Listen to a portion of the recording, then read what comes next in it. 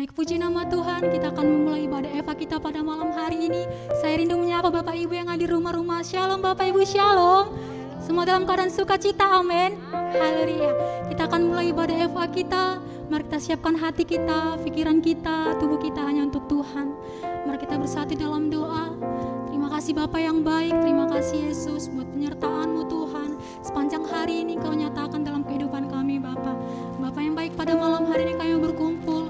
Kami mau bersekutu dengan Engkau Tuhan. Hadirlah Tuhan di tengah-tengah kami ya Roh Kudus.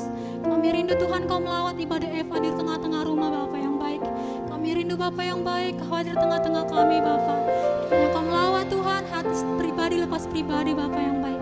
Terima kasih Tuhan, ini hati kami Tuhan, kami sembahkan untuk-Mu Tuhan. Terima kasih Yesus, hanya dekat-Mu Tuhan kami meroleh ketenangan. Oh.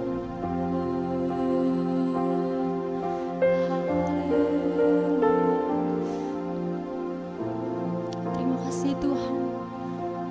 Yes. Hanya dekat Allahku, rasa tenang hatiku, Kau sertai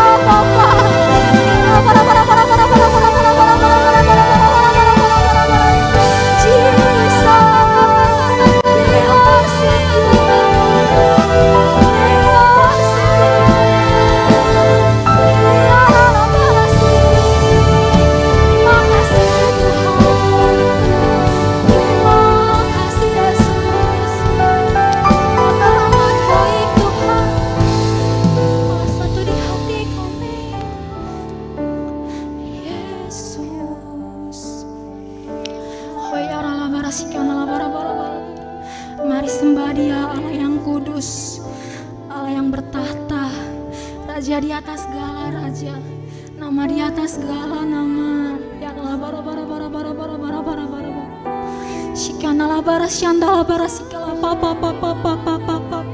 Kau yang termulia Tuhan, Kau yang termanis, Kau yang termanis bagi kami Tuhan, Kau yang terbaik Tuhan. Meskipun keadaan tidak baik Tuhan, meskipun keadaan tidak baik, kami mau katakan Kau masih terbaik Tuhan.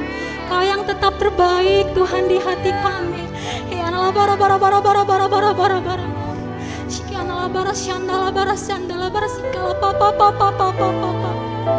kemuliaan bagi nama-Mu Tuhan.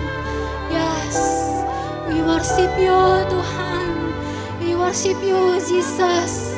Ya Allah, Kau yang membaringkan kami Tuhan padang rumput yang hijau Tuhan. Kau yang menenangkan kami Tuhan. Kaulah sumber ketenangan kami, Kaulah perlindungan yang sejati Tuhan, Kaulah keselamatan kami Tuhan. Kau sertai tiap jalan kami, Kau ada selalu Tuhan di setiap musim hidup kami Tuhan. Dengan apa kan kami boleh balas Tuhan selain menyembah Engkau, selain setia kepadamu Yesus. Ya Allah,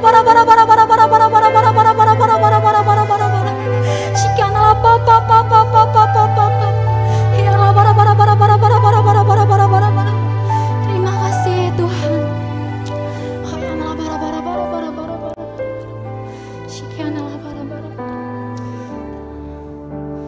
Yes, kamu memegang tangan kamu.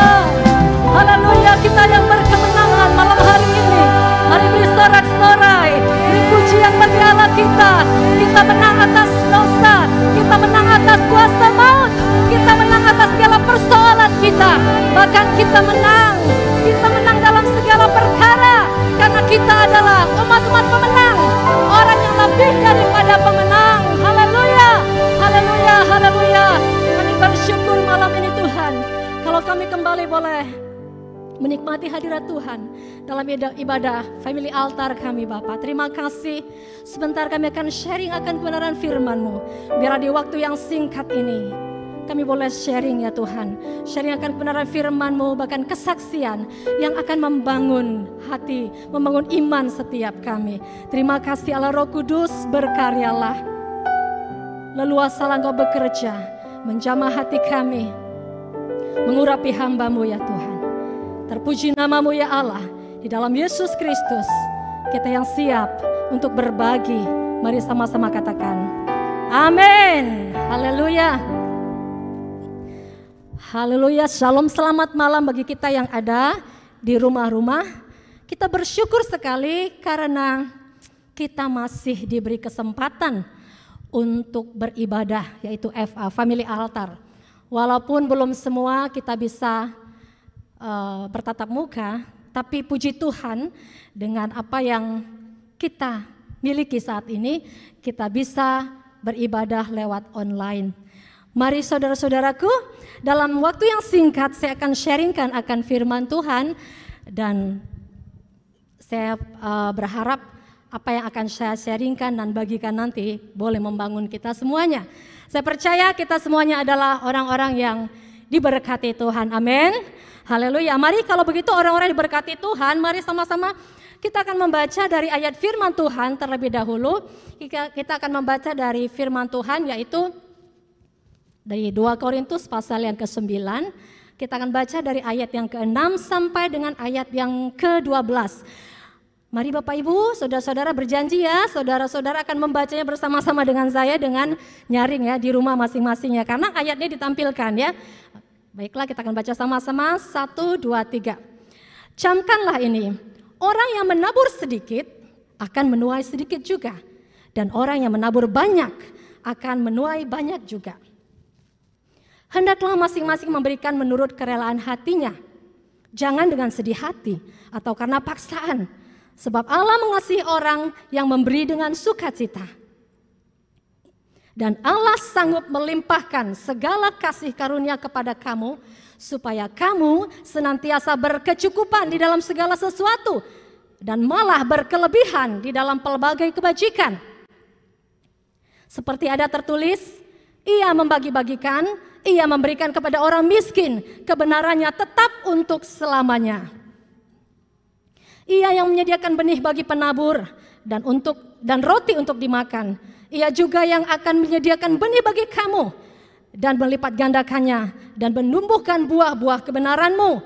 Ayat 11, kamu akan diperkaya dalam segala macam kemurahan hati yang membangkitkan syukur kepada Allah oleh karena kami.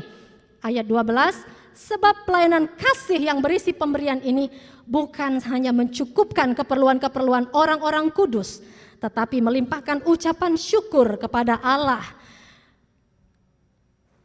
The integrity in finance, ya, kita sering mendengar kata-kata ini ya, integrity in workplace, in finance. Tapi malam ini dengan waktu yang singkat saya akan hanya berbicara mungkin secara khusus tentang finance, yaitu dalam keuangan ya. Dan temanya adalah pelayanan kasih, ya, pelayanan kasih yang membangkitkan dan melimpahkan ucapan syukur kepada Allah. Nah, saudara-saudara kasih dalam Tuhan, integritas atau integriti itu kita berbicara tentang kejujuran ya, kejujuran dan kebenaran. Pada saat ini adalah kejujuran dan kebenaran. Khususnya saat ini temanya adalah dalam mengelola keuangan. Dan saya percaya finance di sini bukan hanya secara khusus berbicara tentang keuangan yang berbicara tentang uang secara fisik, yaitu hanya untuk alat tukar itu ya. Ada yang berbentuk logam, ada yang berbentuk bil ataupun kertas ya. Tetapi lebih lagi ya bisa diartikan di sini adalah keuangan dalam arti berkat materi atau harta. Karena kebanyakan segala sesuatu itu materi atau harta itu dibeli oleh uang ya saudara ya. Benar demikian ya. Jadi uang itu memang sesuatu yang bisa membeli banyak hal. Tapi tidak semua hal bisa dibeli oleh uang. Saya percaya kita semuanya setuju dengan itu. Nah, karunia Tuhan terhadap setiap manusia itu berbeda-beda ya. Dalam khususnya dalam keuangan ya. Ada yang diberikan atau diberkati Tuhan dengan berkelimpahan, ada yang punya uang banyak sekali sampai berkelimpahan, ada yang punya uang pas-pasan, ada yang dianggap sedikit, bahkan ada yang berkekurangan. Saya tahu ya, kita tahu pasti bedanya sedikit dengan berkekurangan itu ada ya. Sedikit belum tentu kurang loh ya. Sedikit itu jumlah yang tidak banyak tetapi cukup. Ya, tetapi kalau berkekurangan itu tidak cukup ya. Nah, kalau ditanya semua sama kita pasti kita maunya yang berkelebihan ya. Paling tidak sedikit, jangan sampai berkekurangan ya. Tapi kasih Tuhan itu kepada semua orang, tetapi karunia untuk memiliki harta atau uang itu berbeda-beda ya. Ada yang dipercayakan Tuhan dengan harta atau uang yang banyak sekali berlimpah-limpah, ada yang hanya sedikit. Itu juga pada waktu-waktu tertentu. Bisa saja pada saat ini ada seseorang itu dilimpahi dengan kekayaan yang banyak, tapi di kemudian hari kita tidak tahu waktu yang kemudian. Nah, sekarang yang menjadi permasalahannya adalah bagaimana cara mengelola keuangan ataupun harta yang kita miliki atau materi yang kita miliki. Itu sangat berhubungan dengan pengelolaan hati ya saudara ya. Kita tahu pasti ya, firman Tuhan sudah sering kita dengar bahwasanya akar dari segala kejahatan adalah cinta akan uang. Dan uang itu bukan uangnya yang salah, tetapi pemandangan kita, pemikiran kita atau cara kita mengelola uang itu yang salah. Itu yang membuat salah, artinya bisa menimbulkan kejahatan. Jahat bagi manusia, jahat di mata Tuhan. Pasti kita tidak mau menjadi orang yang jahat di mata Tuhan, amin. Bapak, Ibu, saudara-saudari. Oke, haleluya. Nah, jadi kalau begitu orang yang punya uang banyak bagaimana? Dia harus mengelola hatinya. Bagaimana dia berpikir atau bagaimana cara pandang dia tentang uang atau harta yang dia miliki itu. Apakah dia sudah mengembalikan perpuluhan? Kalau kita lihat dari firman Tuhan ya, apakah dia sudah memberikan ucapan syukur? Apakah dia sudah memberikan persembahan yang lain? Persembahan pembangunan, contohnya di gereja ya, persembahan diakonia, persembahan misi dan sebagainya. Itu tergantung cara dia melihat, cara dia memandang uang atau harta yang dia miliki. Itu untuk orang yang memiliki uang. Bagaimana dengan yang tidak memiliki uang? Ataupun hartanya dianggap aku orang tidak punya. Bagaimana dia bisa hidup atau mengelola keuangan yang dia miliki? Nah, itu tergantung dari hati, tergantung dari pemikirannya. Dengan keadaan yang seperti itu, dia harus tetap berhati-hati. Jangan sampai cara dia mengelola uang itu salah, walaupun dia miliki hanya sedikit, tapi kalau cara mengelolanya benar, baik, maka itu akan baik adanya. Jadi, saudara-saudaraku, bagi yang merasa berkekurangan, nah jangan sampai rasa kekurangan itu membuat dia tidak bersyukur kepada Tuhan, atau bahkan lebih dari itu, membuat dia melakukan hal-hal yang tidak baik atau tidak benar, sampai melakukan hal-hal yang salah demi materi tadi.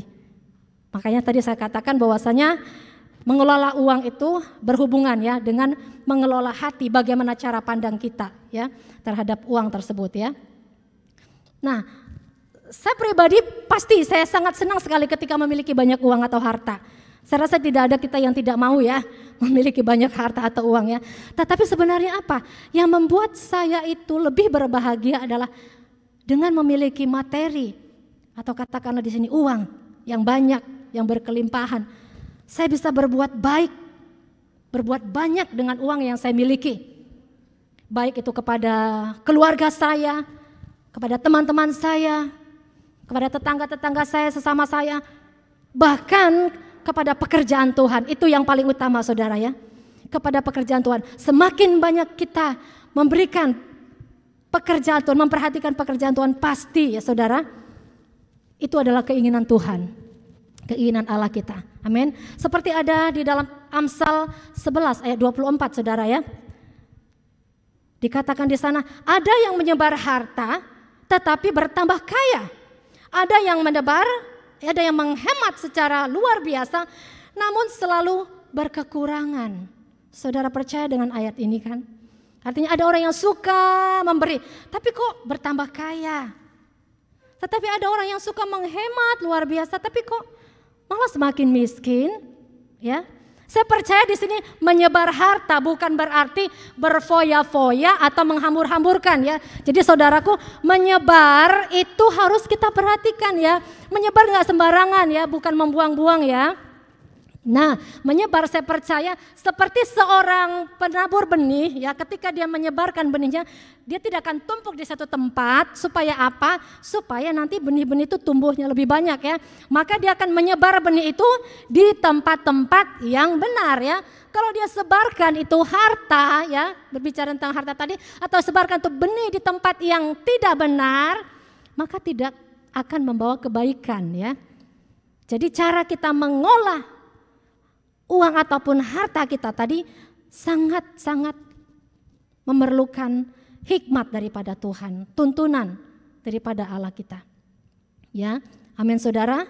Nah, saya senang sekali dengan ayat ini ya, karena saya senang sekali melakukan ayat ini ya. Nah, sebagai kesaksian bahwasanya ketika saya pertama sekali atau ya, mendengar atau katakanlah mengetahui tentang perpuluhan saudara ya, sejak saat itu saya tidak pernah miss untuk memberikan perpuluhan. Ini bukan suatu kesombongan, tapi ini adalah sesuatu kesaksian bahwasanya memang itu perintah Tuhan. Tapi nah kalau kita memberitakan firman Tuhan itu bukan kesombongan ya Bapak Ibu ya. Saya harap Bapak Ibu tidak merasa bahwasanya apa yang disaksikan oleh seseorang itu menunjukkan kesombongan ataupun satu achievement sesuatu yang diraih oleh orang tersebut ya. Tetapi itu memang satu kewajiban ya. Jadi tidak ada yang perlu disombongkan di situ. Kalaupun kita setia memberikan perpuluhan, Tuhan yang menjadi bagian kita. Tapi kalau kita tidak setia, nah kita harus bertobat. Amin Bapak Ibu. Nah, jadi memberikan atau menyebar harta tadi salah satunya adalah memberikan untuk pekerjaan-pekerjaan Tuhan ya. Jadi apa yang menjadi milik Tuhan, ayo kembalikan. Dan hari-hari ini kita percaya bahwasanya hari-hari ini kita dituntun juga untuk memperhatikan orang-orang miskin. Memiliki belas kasihan kepada orang-orang miskin. Amin saudaraku. Nah, mengapa kita bisa memberikan atau menyebarkan harta kita? Karena apa? Karena sebenarnya memberikan harta kita itu adalah Tuhan sendiri ya. Di dalam 2 Korintus 9 ayat 10 tadi dikatakan, Ia yang menyediakan benih bagi para penabur ya, dan roti untuk dimakan. Ia juga yang akan menyediakan benih bagi kamu dan melipat gandakannya dan menumbuhkan buah-buah kebenaranmu. Jadi yang kita miliki itu, benih itu adalah Tuhan yang sediakan. Kalau kita memang mau menabur, Tuhan pasti akan sediakan benih itu. Amin. Haleluya. Tuhan yang sediakan benih. Untuk apa benih itu? Bukan untuk disimpan ya, tapi benih itu untuk ditabur. Ditabur seperti tadi saya katakan, kita menaburkannya untuk pekerjaan Tuhan, kita menaburkannya untuk orang-orang yang susah, berkekurangan, pasti nama Tuhan dimuliakan, pasti nama Tuhan yang ditinggikan. Karena pemberian kita itu akan membuat orang yang kita beri itu merasa bersyukur dan pasti ada ucapan syukur kepada Tuhan. Kita pasti mau memuliakan Allah dengan harta kita ya Bapak Ibu ya. Haleluya, haleluya ya. Nah, seperti tadi saya sudah saksikan bahwasanya dari awal saya mendengar ya dan mengetahui tentang perpuluhan, saya sudah melakukannya dan sampai saat ini puji Tuhan, Tuhan masih beri kekuatan bagi saya untuk tetap melakukannya. Dan pekerjaan-pekerjaan lain itu pekerjaan-pekerjaan Tuhan, saya berusaha dengan sungguh-sungguh ya. Saya tidak melihat itu karena di situ kan dikatakan di ayat Maliaki berkata, ujilah aku kata Tuhan. Tapi saya waktu memberikannya tidak berpikir untuk menguji Tuhan. Saya bukan berpikir untuk, wow Tuhan bilang ujilah aku mau buktikan. Tidak saudara ya, tapi saya memang benar melakukannya karena saya mentaati perintah Tuhan. Dan kalaupun Tuhan memang memberkati, puji Tuhan ya, itu menjadi kesaksian ya. Tapi bukan itu yang kita lihat, pertama sekali kita setia dalam perpuluhan, amin. Haleluya. Jadi ketika saya menyebar apa yang saya miliki yang menurut saya itu tidak banyak ya, apa yang saya miliki, tetapi ketika itu saya sebar kepada teman-teman atau siapapun, Saya melihat ada ucapan syukur kepada Allah. Tuhan ditinggikan dan dimuliakan. Itu yang menjadi motivasi dan itu yang menjadi tujuan saya. Haleluya. Saya akan tutup dengan kesaksian saya. Saudara, mungkin tidak banyak yang tahu bahwasanya ketika di bulan Juli yang lalu, itu saya bekerja di sekolah ya saudara sebagai pengajar. Di bulan Juli yang lalu itu adalah akhir tahun ya, akhir tahun ajaran baru ya. Jadi bulan Juni, sebenarnya kami Juni ke Juli itu di pertengahan kita sudah bagi rapot atau apa ya. Dan artinya di bulan Juli sudah tahun ajaran baru. Nah sebelum tahun ajaran baru saya dipanggil oleh manajemen sekolah, HRD ya. Lalu dikatakan dengan alasan, dengan perkataan-perkataan yang cukup ini ya. Pertama dikatakan ya Bu, kita tahu bahwasanya kita semuanya mengalami ini ya. Bukan hanya kita tetapi banyak sekali ada yang mengalami karena kasus kasus daripada pandemi ini ya, terdampak. Singkat cerita, dengan sangat menyesal ibu adalah salah satu dari yang terdampak tersebut. Jadi singkat cerita saya dikasih surat, tanda tangan dengan berat hati. Saya tidak pernah berpikir bahwasanya saya akan kata kasarnya PHK ya. Karena saya di situ sudah sebagai pegawai tetap gitu ya, bukan kontrak ya. Ada beberapa dari teman-teman sekerja itu adalah kontrak ya, masih kontrak per tahun masih diperbaharui. Tapi kalau saya sudah dianggap karyawan tetap. Tidak terpikir oleh saya akan di PHK. Tetapi saudara, saya di PHK ya, hampir-hampir tidak kuat saya mendengarnya ya, tetapi ya Tuhan yang kuatkan ya. Dan dikasih pesangon saudaraku ya, dikasih pesangon walaupun itu tidak saya harapkan ya, tidak saya harapkan PHK pesangon itu, tetapi puji Tuhan 1 bulan saya lalui tanpa, saya sudah cari ke sana kemari tapi Tuhan belum izinkan ya untuk saya mungkin bekerja di tempat lain. Nah memang waktu di PHK dikatakan, Ibu ini aja ya, kami bukannya bilang Ibu tidak bagus atau bagaimana, tapi tetap stay in touch gitu ya, keep in touch ya, tetap kontak dengan kita ya, siapa tahu begini. Itu kan bisa-bisanya kadang-kadang HRD ya, untuk supaya kita terhibur gitu ya. Tetapi singkat cerita, 1 bulan saya tidak memilih menerima gaji, pada tanggal yang biasanya saya menerima gaji saya bilang, saya nggak ada transferan hari ini. Sedih juga rasanya ya, karena biasanya setiap bulan dapat transferan ya. Nah, tapi puji Tuhan saya tetap bersuka cita ya. Mungkin sudah memikirkan bisnis-bisnis yang lain ya. Nah, pada bulan Agustus ya, pada bulan Juli itu berlangsung tahun ajaran baru. Sampai Agustus tahun ajaran baru, minggu kedua atau ketiga saya lupa. Lalu tiba-tiba HRD tadi telepon saya lagi lalu dia bilang, Ibu belum ada ini ya, belum ada kerjaan, belum ada masih ini. Iya. Dengan mujizat Tuhan dan mungkin orang lain tidak merasa tidak mungkin, saya dipanggil kembali untuk bekerja di tempat itu. Puji Tuhan saudara. Dan ketika saya menyaksikan kepada orang lain, orang berkata, wow itu sesuatu yang tidak pernah terjadi. Sudah di PHK, dikasih pesangon, dipanggil lagi ya, dipekerjakan lagi, itu sesuatu yang tidak terjadi. Bukankah Allah itu luar biasa saudara-saudaraku, amin. Haleluya, itu yang menjadi kesaksian saya saudara. Tuhan itu baik, kita setia kepadanya. Ketika kita menyebar harta kita di tempat-tempat yang benar, di tempat-tempat yang baik, maka saya percaya Tuhan yang menumbuhkan buah-buah itu ya, buah-buah kebenaran kita ya. Haleluya, puji Tuhan. Kita bersyukur malam hari ini. Sampai di sini sharing saya malam hari ini. Haleluya, kita akan tutup ibadah IFA kita malam hari ini. Terima kasih Tuhan. Ya Ralapatakasya. Terima kasih Bapa di surga. Kami bersyukur kepadamu ya Tuhan buat sharing singkat malam hari ini. Terima kasih karena Tuhan mengajarkan kami untuk kami boleh mengelola keuangan kami, harta kami dengan benar ya Tuhan. Kami persembahkan semua dalam tangan Tuhan karena kami tahu apa yang kami miliki adalah milik-Mu ya Tuhan. Haleluya, haleluya. Kami bersyukur kepadamu ya Tuhan. Terima kasih, ini hidup kami. Kami adalah biji mata Tuhan. Hidup kami adalah persembahan ya Tuhan. Hidup kami adalah penyembahan. Karena Engkau sudah terlebih dahulu memberkati kami, maka kami mau juga memberkati orang-orang ya Tuhan. Lewat kehidupan kami, lewat apa yang kami miliki ya Allah.